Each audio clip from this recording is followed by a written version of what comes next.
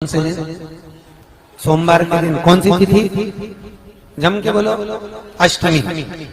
सोमवार के दिन अगर अष्टमी तिथि पड़े और उस दिन अगर 5 बेलपत्र भगवान शिव को समर्पित कर दी जाए तो व्यक्ति जो सोचकर जिस कामना से जिस मनवांछित फल के लिए बेलपत्र चढ़ाता है उसकी वो कामना मात्र 3 महीने में पूरी हो जाती है। मात्र 3 महीने। एक बात बहुत सुंदर है, ध्यान रखिएगा थोड़ा सा। कभी अगर मौका लगे सोमवार की अष्टमी पड़ जाए, क्या पड़ जाए सोमवार की? जम के बोलो जरा, अष्टमी। या तो सोमवार की अष्टमी पड़ जाए या हर महीने शिवरात्रि आती है, हर महीने आती है। या तो सोमवार की अष्टमी पड़ जाए या फिर सोमवार की शिवरात्रि पड़ जाए, हर महीने आती है। प्रयास करना कहीं से देसी गाय का दूध मिल जाए, थोड़ा सा दूध देसी गाय का मिल जाए, थोड़ा सा दूध देसी गाय का थोड़ा सा दूध अगर प्राप्त हो जाए,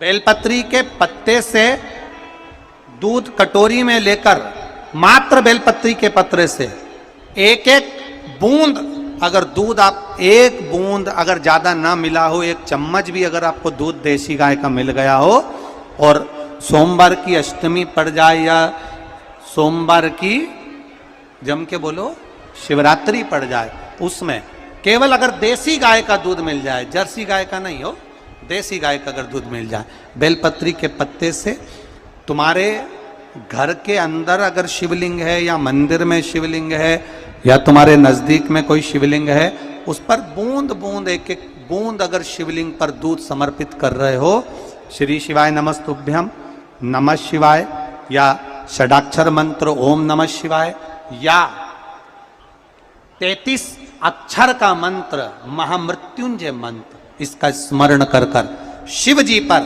देसी गाय का दूध समर्पित कर कर इस बेलपत्री को अशोक सुंदरी वाली जगह पर अगर आप समर्पित कर देते हैं, फिर आप जिस भी चीज के लिए अप्लाई करें, मेरा देवाधिदेव महादेव आपका हाथ पकड़कर खींचकर आगे बढ़ा ही दे।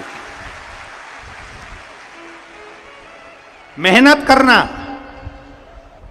कर्म पूरा करना, पढ़ाई अच्छी करना और पढ़ाई के साथ में विद्या अध्ययन करने के साथ में अच्छी मेहनत के साथ में देसी गाय का दूध भगवान शंकर को समर्पित करना, भगवान शंकर को समर्पित करना, देसी गाय का दूध धीरे धीरे धीरे धीरे समर्पित करना, भावों के साथ आप समर्पित करें। देसी गाय का दूध एक एक बूंद समर्पित करिए, धीरे धीरे समर्पित करो। और देसी गाय का दूध जब धीरे धीरे समर्पित करें, बड़े रास्ते से आनंद से धीरे धीरे जब आप समर्पित करेंगे, बेलपत्री वही दूध में सनी हुई बेलपत्र अशोक सुंदरी वाली जगह पर, उस समय पर डंडी का भाग शिवलिंग की ओर नहीं होना चाहिए, उस समय पर डंडी का भाग जहां से पानी बहकर जाता है अशोक सुंदरी की ओर से, वहां पर होना चाहिए।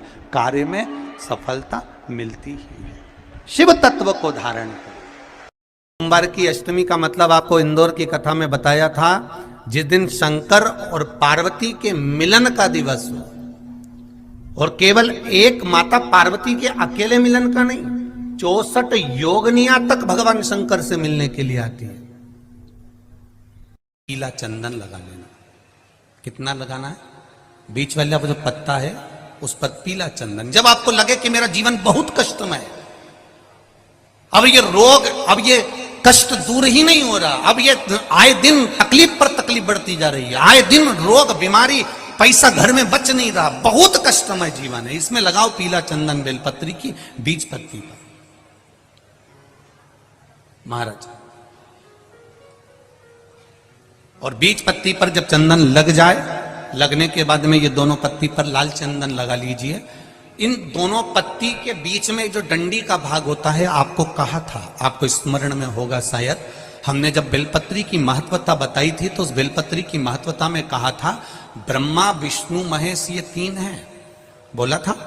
बीच में ये बड़ी पत्ती से लेकर जो 2 पत्तियां होती हैं, इनके बीच में जो जगह बचती है, इसमें मां पार्वती के 64 योगनियां, मां पार्वती अपनी पूर्ण सिद्धि के साथ में जितनी भी देवी के स्वरूप हैं वो माता 64 योगनियां देवी के स्वरूप में यहां पर विराजमान होती हैं। 2 पत्ती के नीचे से जो डंडी होती है नीचे तक, ये पूरी डंडी में 33 कोटि देवी देवताओं विराजमान होते हैं इस पूरी डंडी के अंदर।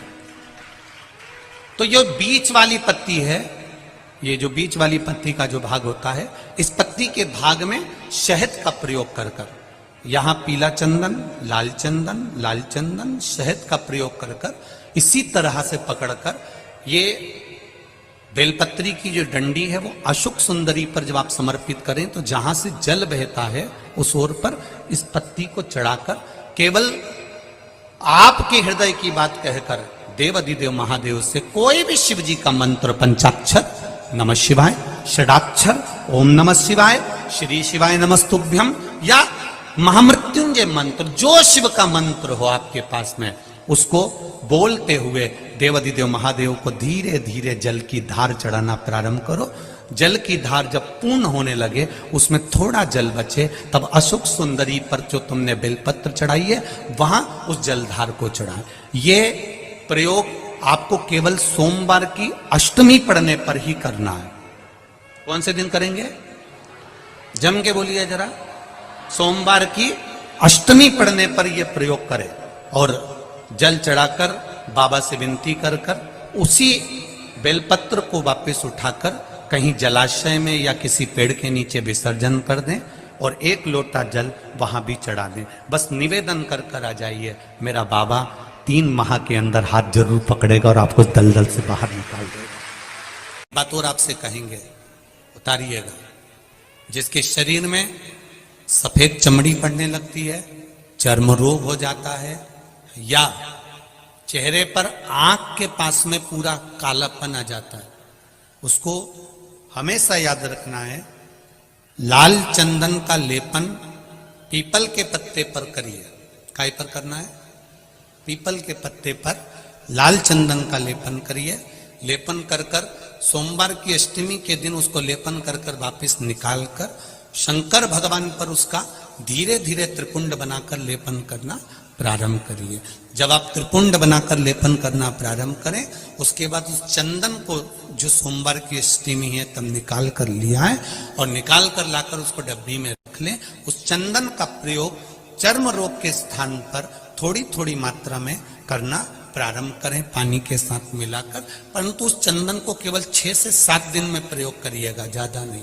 धीरे धीरे चमड़ी, परंतु उसको सोमवार की अष्टमी के दिन सिद्ध कर कर बनाना है। उसको सोमवार की अष्टमी के दिन चढ़ाना है श्री शिवाय नमस्तुभ्यम या ओम नमः शिवाय या पंचाक्षर मंत्र या महामृत्युंजय मंत्र, जो आपको आता हो, शिव जी का जो नाम आपको याद हो उसको बोलकर चढ़ा, उसको लिया, फिर उसको अपने शरीर पर लगाना प्रारंभ करो। उसका फल आपको 15 दिन के अंदर धीरे धीरे धीरे धीरे प्राप्त होना प्रारंभ हो। लाल चंदन का प्रयोग शिव जी के लिए अवश्य। सोमवार के अष्टमी के दिन अशोक सुंदरी वाली जगह, सबको मालूम है ना अशोक सुंदरी की जगह, अशोक सुंदरी वाली जगह पर 7 हल्दी की बिंदी रख दी जाए। लड़का लड़की जिसका विवाह नहीं हुआ उसका हाथ रख दिया जाए और वही हाथ के छापे पीपल के वृक्ष पर 5 लगा दिए जाएं। महाराज 3 महीने में उसका विवाह पक्का हो जाता है। सोमवार की अष्टमी का इतना भाव है, सहज नहीं है। सोमवार की अष्टमी शिव और आद्य शक्ति का मिलन है।